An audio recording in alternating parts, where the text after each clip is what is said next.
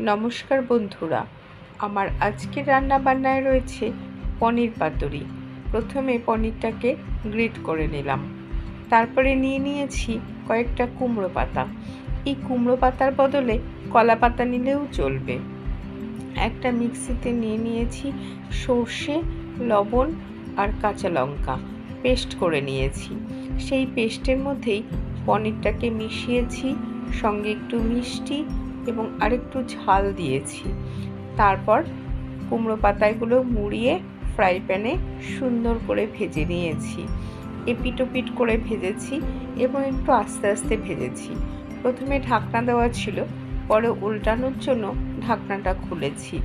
আমি এখন এই মুহূর্তে ঢাকনাটা খুলে উল্টাচ্ছি। খুব আস্তে আস্তে ভাজতে হবে।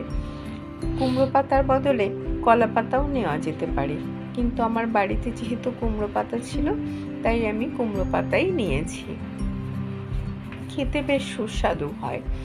তোমরাও একদিন বাড়িতে ট্রাই করে দেখবে। কেমন, সবাই ভালো আছো তো? আমি তো বেশ ভালো আছি।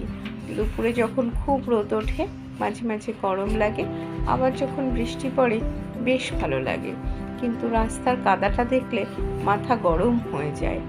যাই হোক, তোমরা সবাই ভালো থেকো।